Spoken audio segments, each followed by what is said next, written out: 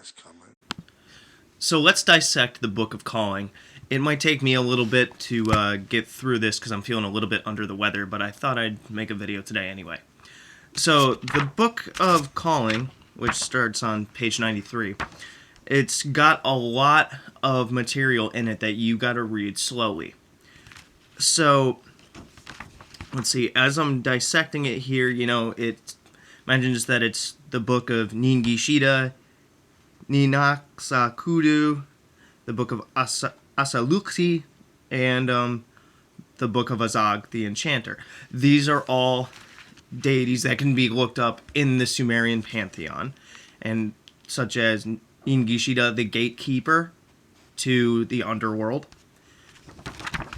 and Asaluxi, the king, the lord of magic, who, if you read your stuff, I'm thinking that's another name for Enki, because he's supposed to be the lord of all magic. So essentially, I'm going to start going through it. It mentions that whenever you open a gate or do a gate walking, regardless of how long your ritual takes, you don't ever let a gate be open during the day. You don't let these energies come out during the day. Remember what I was talking about before with the pendant? How Shamash is greedy? I think that has something to do with both the fact that Shamash is a greedy entity that likes to take energy away from any rituals, and also, in an allegorical sense, doing rituals at night means you're less likely to be caught doing it. Remember, this is a very secretive tradition. Let's see. Secondly, it talks about how you have your ritual space or your temple should be consecrated to Enki. And next, it mentions that you can get anything that you possibly want in life, but it says, "Know thirdly that by the power of the elder gods and the submission of the ancient ones, thou mayest procure every type of honor, dignity, wealth, and happiness, but that these are to be shunned as the purveyors of death, for the most radiant jewels are to be found buried deep in the earth, and the tomb of man is the splendor of Ereshkigal, the joy of Cthulhu, the food of a Zagthoth." In other words, don't get greedy. Get what you want in life to be humble, but if you become too greedy and too drunk on your own power, it's going to kill you. Therefore, the obligation of priests and practitioners of this tradition, we are agents of Marduk. We are keepers of the gate to keep the negative entities out, to keep them sealed away the same way that Marduk sealed them away. Next, it is our obligation to battle the entities in the abyss, in the pit, in the gate of Ganzir. Essentially, allegorically, this says that it's our obligation to confront our own negativity and our own fears. Just because we sit around with all this crap inside our heads doesn't mean that's okay. You can't go through life fully without addressing any of your issues. Let's see. Fifthly, the worshippers of Tiamat are abroad in the world and will give flight to the magician. Essentially, anybody that's a negative practitioner is your enemy. So, flipping through here. I know I mentioned this in another video where it says that if you practice this often enough, the world will start to turn black, and how I discussed before that I think this just means that the more you focus on it, the more you practice with it, the more proficient you're going to get.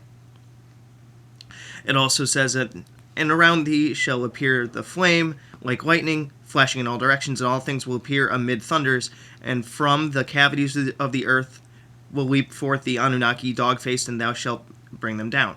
Essentially, when you start working with this stuff, you're going to encounter some troubles. You're going to encounter some negative entities. Let's see. What do we got? Got the temple exorcism, starting on page 99, which you can use to cleanse your ritual space. let's see. It also gives a description of the robes that you are supposed to use. They are supposed to be of pure white. Then it has essentially the modes for calling the quarters. The invocation of the gates, the north gate, which I have up there, the south gate behind me. Let me see if... No, you can't really see it, but it's right up there on the top of my bookshelf. And then you got the eastern gate and the western gate. I actually printed them out and I stuck them on the walls in my room.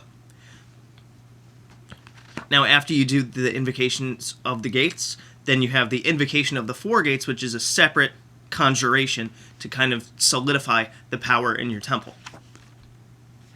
Then, of course, I've discussed this in several videos before. On page 104 in the Book of Calling, it details how to open the Gate of Ganzir with the preliminary invocation of the operation of calling of the spirits of the dead who dwell in Kutha of the lost. That's a lot of ofs. Huh. And also to note that this is part of the method to open the Gate of Arzir at the end of a gate walking process. So then you have the conjuration of all the powers, the conjuration of Ia Adu En-I, which works with the Aurelia text. And then it discusses what spirits may be useful. So essentially, the spirits of the dead, the unborn, the spirits of the seven spheres, or, the planetary spirits, and the spirits of the flame, such as the fire god. Essentially, any fire elemental you can think of, salamanders. And it mentions that, there's like 1,001 other spirits that you could work with in the course of your experiments. Basically, you could use this kind of method to not only, in the method in the book, to not only invoke planetary entities, but also entities from any pantheon, I believe. Any power, the more you work with it, the more you mold it, the more you shape it, the more you personalize it, the better and more adaptive it's going to be, and the more useful it's going to be. Then it's got a preliminary purification invocation, which is from the goddess Ishtar, and a couple of other ones that pertain to her sphere, like to win the love of a woman and to recover potency. So, an interesting thing to note is that the author only included a couple of things that had to do with the sphere of Ishtar, when I kind of wish that he had included some spells or incantations or methods to go with the other spheres, to go with Nergal, to go with Marduk, to go with Ninib, to go with Shamash. But once again, these are things that you can figure out over the course of your experiments. You can come up with your own incantations, your own spells, as you work through the book and as you kind of feel those energies. Then it's got, illustrations for the crown of calling, the crown of calling, the frontlet of calling, and the copper dagger of Inanna of calling, and then the four seals of the gates. An interesting thing to note at the end is that there's two types of mandals of calling, which are essentially, if you've ever studied Goeticism, or the Keys of Solomon, they're essentially like the triangle of art, where you use these as your ritual space and as your space to summon an entity. So, for example, give me a second. Gotta turn the world around here for you guys. And let me get the light. Alright, so I'm going to turn my computer around. If you take a look at it, let me see if I can angle it correctly. Right here, I have one type of mandal of calling on a makeshift altar that I found. The altar itself is actually a bookshelf that I got from a job when they were, remodeling. And so I put the mandal in the middle, and on the four corners I have a couple of Necronomicon sigils and a pentacle. So you can use that in your rituals. One interesting thing that I found is when you're working with the Necronomicon spellbook, it is very effective to put the seal that you're working with in the middle of a mandal of calling, such as this one.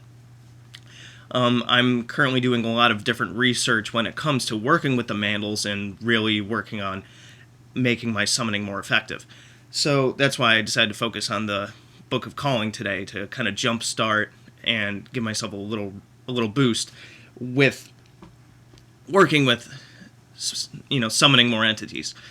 So that's a little dissection of another part of the book. We'll see what else I can come up with, and the next time that I'm able to make a video, hopefully I'm going to feel a little bit better next time. So, as always, good hunting.